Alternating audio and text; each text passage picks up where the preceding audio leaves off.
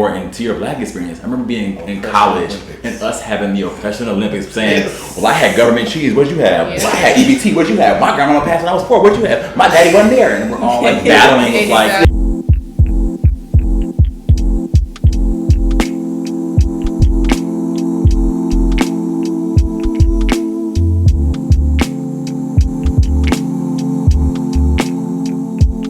Something that he said right before that was telling our stories and not just being obsessed with telling the good parts. And that is why I started doing the work that I'm doing. Because black people, because they tried to strip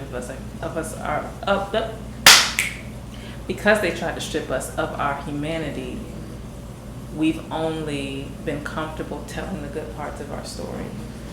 When it comes to our history, when it comes to choosing who leads, who gets to be faces and representative. And it brings me to, we were already sort of alluding to in the first part of our conversation, I wanted to talk about the other types of violence black people do perpetrate on one another, and one of those types of violence is erasure.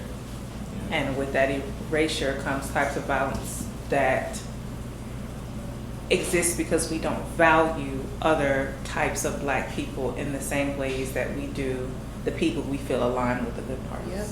I was just talking to you about that just a few minutes ago. I was telling, when we were talking about the just environment in school and upbringing conversation, I was telling, like, in college, I found myself envying other black people because of their experiences with, because I didn't come from much.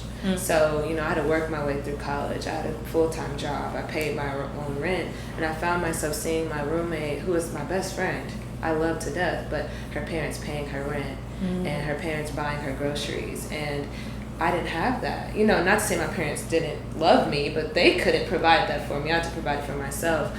But understanding that her black experience was still a black experience, but I didn't get that because it didn't involve struggle. You know what I mean? So it took me a long time to like understand that just because you're not struggling, I equated blackness with struggle. But it took me to like grow and understand that her black experience is still the same, because in her school she was the only black girl. So she had to do, but you know, in my school I was the girl who was, I was black, but I wasn't like the others, you know. So it was just, you know, getting to learn the full spectrum of blackness is important, you know, just for the community to see humanity in each other, really. So I understand that completely. I think all of 2022 for me has been a struggle of erasure, because there are not many queer stories. I am a black trans man who gave birth this year, and so while I have found, we call ourselves seahorse dads, while I have found other seahorse dads, the visible stories are white. There aren't many visible black trans men who have given birth. And so I have struggled not only through postpartum, but through postpartum that says, you shouldn't even be experiencing this because men don't have babies. So who are you?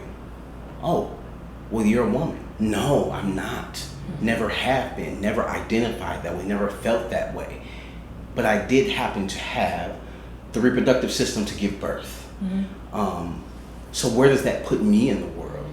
And that has made me inflict violence upon myself mentally and emotionally, because I have questioned my own existence. I have questioned if me and my partner made the right decision, because we wanted this child.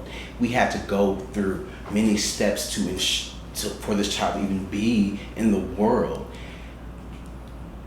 And then he was here, and not only was I questioning myself, but the whole world was questioning me, because they don't see me. They don't see that I too can exist. This black story, my narrative almost feels impossible to black people. And not seeing oneself in society is dangerous. That is violence in itself. Yeah, that's true. And I can only imagine something that you just made me think of. Our people, bless their heart, and if you don't have that grace to say bless your heart, I understand. But I do think there are moments in which we try to expand our understanding. When we expand our understanding, we put that in the box. Like, I mastered that. And so I've accepted your trans identity. I've accepted your trans identity. I accept the fact that you're a trans man. But what?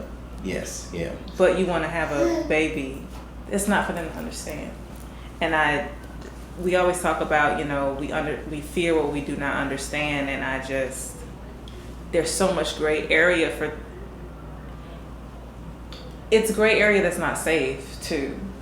Like, we're okay with gray areas existing. We're okay with just like cutting off our understanding from going that far, but then we leave room for violence to occur because no one cares about that space. No one cares about that piece of intersectionality because we haven't gotten there yet, and so we don't have to worry about that, but there are people who live there and who are suffering. Or something that I said in church one time is, you don't have to understand something to love it. So regardless of if you understand what that space looks like, if it's not a part of you, if it's not a part of your family, it may not even be close to you. That's fine. But you should still love, because of our humanity, you should still love the people in that space that want space. I just think to me, that's the ultimate form of not just unconditional love, but when you want freedom and liberation for all people, not just the people that associate with you or the people that you accept. Regardless of who you are, what you do, who you do it with. Yeah. We all deserve to be free. And accepted. Not just tolerated. So I will say, I would like to add on to, I have gotten to a space where I don't care if people understand. I haven't been home for a holiday in a decade. Wow. I transitioned a decade ago. This will be my first Thanksgiving where I just told my partner, I would like to go back to Detroit. I would like to spend time with my family. That is my solution to my healing. Because I don't care if you understand me. You're still my family. I love you. And you need to love all of me. But how can they love me if I've removed myself from them and not given them a chance? So I'm taking that battle this year. I'm going to fight through it because I deserve that.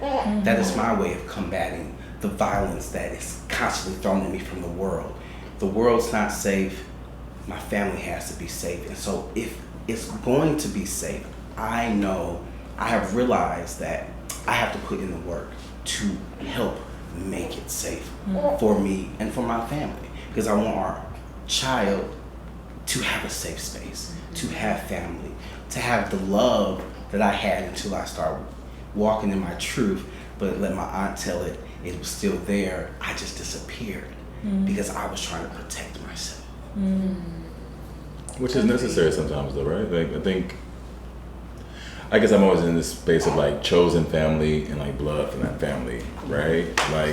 Like sometimes your family, to your point, you have to create some space between them to kind of find yourself and like give yourself the tools to be able to come back whole, because I think sometimes we look to be understood in ways that people don't have the capacity to, and it becomes this very tough game where I'm trying to get you to see me, but you're not seeing me, but I have to see me, and I can't do that here, so I'm gonna create some space in this moment to go find that for myself and then come back. But I also think a lot of times we get hooked up in things that aren't necessary to love people. You brought that up earlier. I think it was so beautiful because one of my teachers in school, me and her both were psychology majors in school, but we often talked about what is necessary to know to pass over kindness.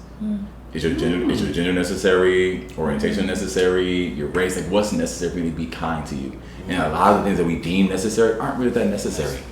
It doesn't matter who you, what, none of that matters to the grand scheme of things. I'm looking to see how do we align, right? Do we share common values? And that has nothing to do with your parts, who your parts want to merge with, none of that thing. You know what I'm saying? Like, it has nothing to do with it. But I think we get so hooked up on even social economic status, all of these things that really don't matter that much to like humanity, to who you are as an individual. And it's just, I don't know, I can go on about it and kind of low-key might get emotional because I just think it's so many of us battle with the things that make us us because we're trying to find community. And if we would just like stop being so divisive about our differences, we could find a lot more community and feel a lot more safe in a world that's constantly qualifying when you can be safe, how safe you can be, how long you can be safe. You know what I'm saying? Like, I think it's just a bigger pot, but I'll digress.